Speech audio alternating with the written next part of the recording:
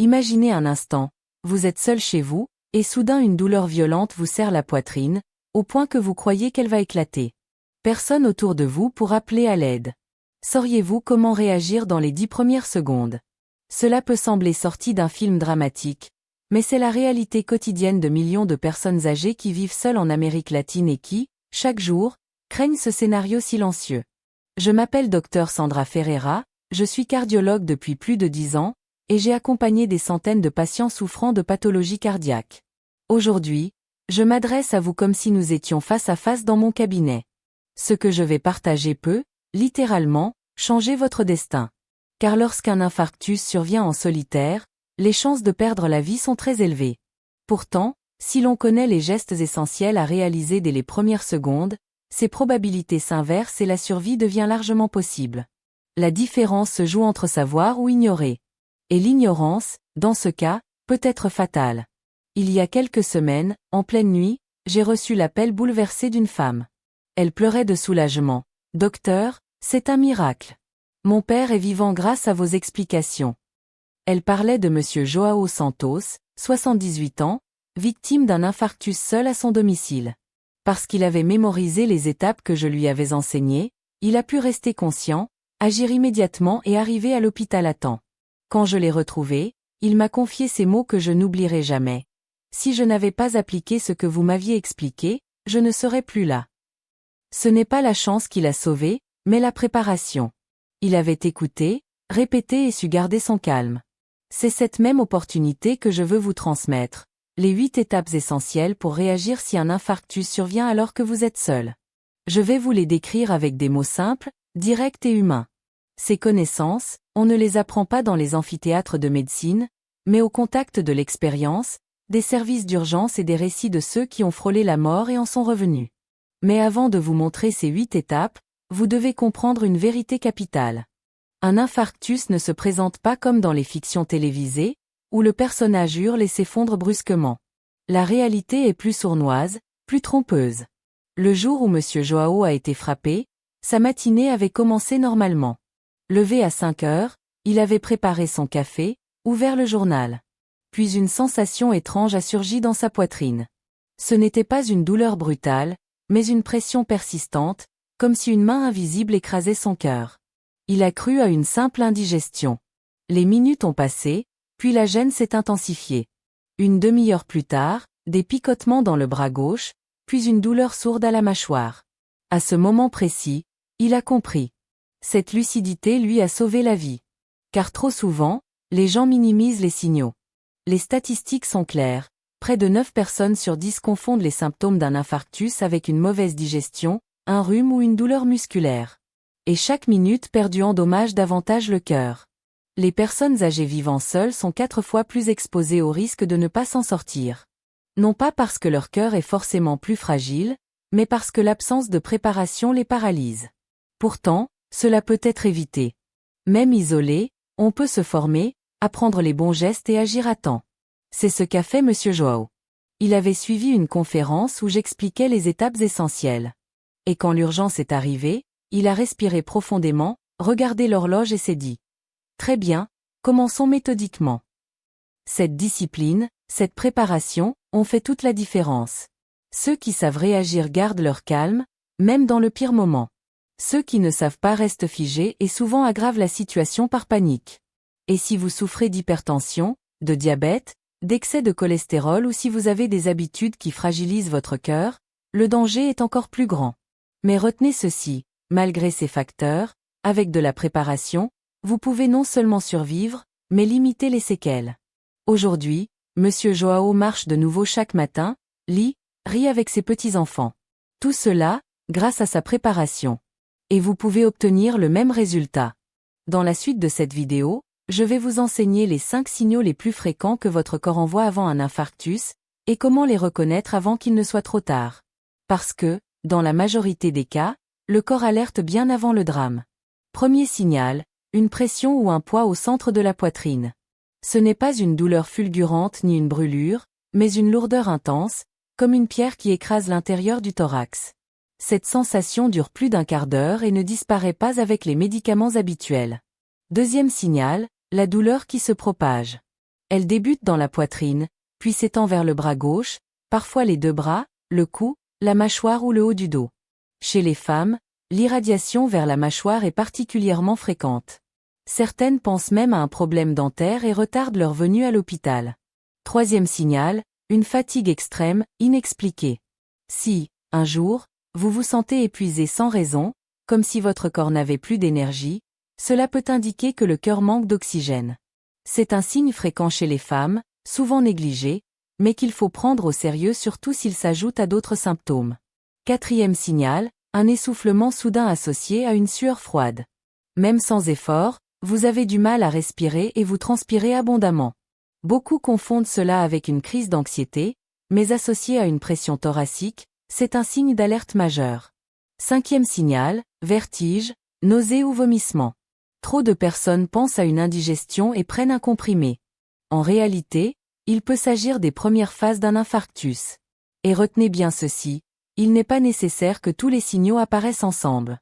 2 ou 3 suffisent déjà pour éveiller le doute. Et si vous présentez des facteurs de risque, un seul signe doit vous alerter et vous pousser à agir sans délai. C'est exactement ce qui a sauvé Monsieur Joao. Il a reconnu 3 signaux, pression thoracique, douleur dans le bras et fatigue brutale.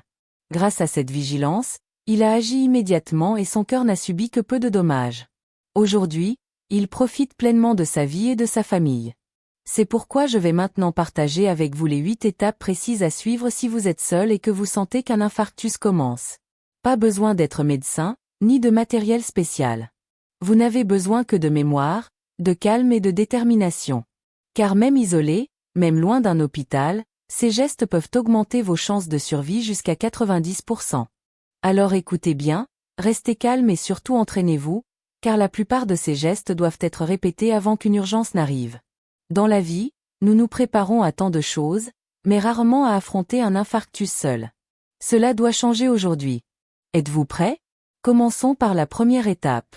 Dès que les premiers signes apparaissent, interrompez toute activité et asseyez-vous dans un endroit sûr.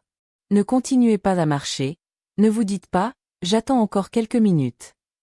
Non, stoppez immédiatement.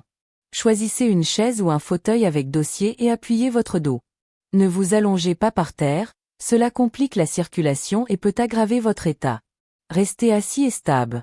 C'est exactement ce qu'a fait Monsieur Joao. Il a senti la pression thoracique, s'est assis calmement dans le couloir, et grâce à cela, il n'a ni perdu connaissance ni chuté. Ce geste, aussi simple soit-il, sauve des vies. Deuxième étape, mâchez un comprimé d'aspirine si vous en avez chez vous. Une dose de 100 mg, mâchée et non avalée entière. Le fait de mastiquer permet une absorption beaucoup plus rapide, aidant à dissoudre les caillots qui bloquent les artères. Ce geste peut réduire jusqu'à 40% les lésions cardiaques. Je pense à Dona Maria Silva, 76 ans, qui a agi ainsi avant même l'arrivée des secours. Grâce à ce réflexe, son cœur n'a subi que très peu de séquelles. Et si vous n'avez pas d'aspirine, ne paniquez pas. Passez simplement à l'étape suivante. Mais si vous avez déjà des antécédents cardiaques, il est prudent d'en garder une boîte à portée de main, dans un endroit visible comme sur le réfrigérateur.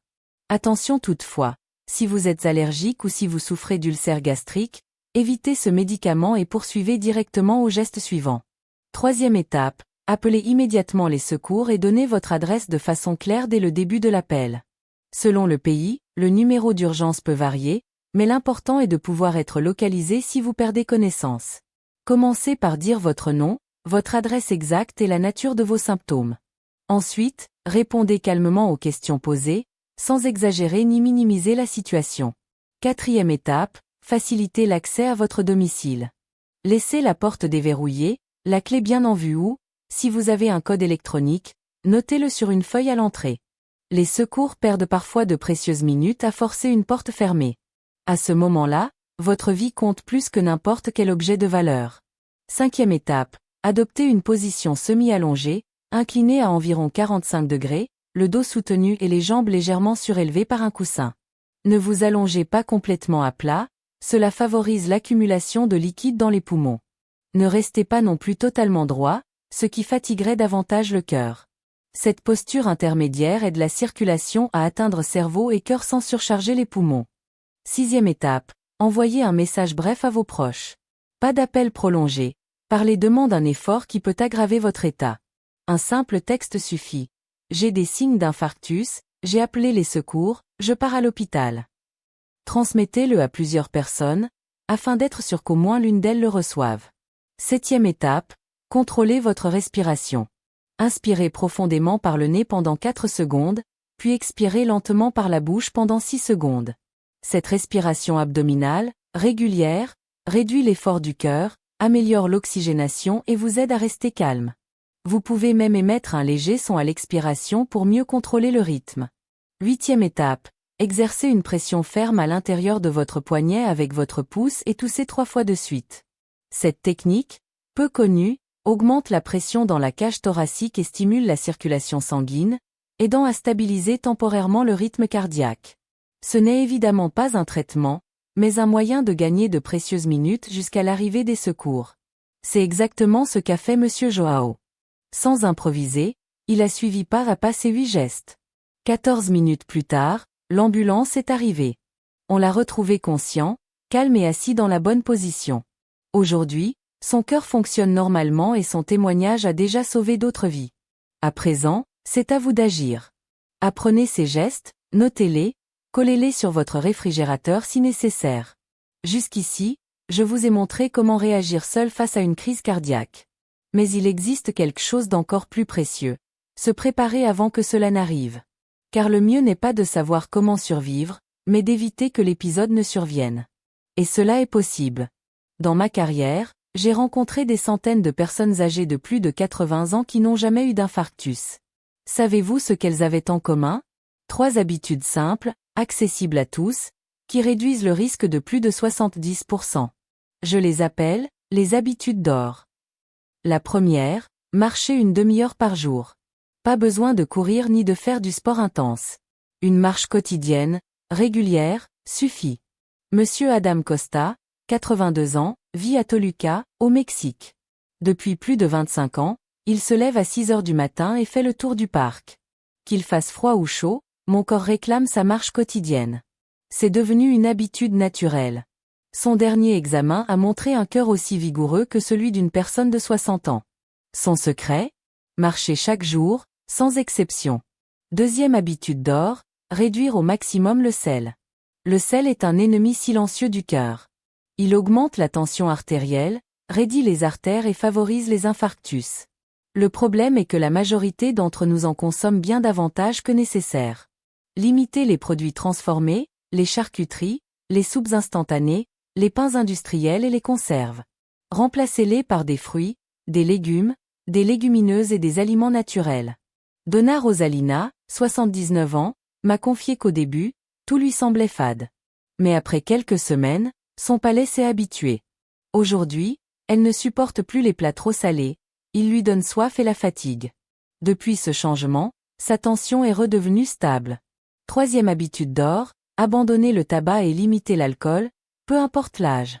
Beaucoup me disent, docteur, à 70 ans, à quoi bon arrêter maintenant? Et je réponds toujours, parce qu'il n'est jamais trop tard. Monsieur Carlos, 74 ans, avait fumé pendant 50 années. Il a cessé à 70 ans. 6 mois plus tard, il respirait mieux, dormait plus sereinement et pouvait remonter les escaliers sans s'essouffler. Le corps remercie toujours lorsqu'on le respecte.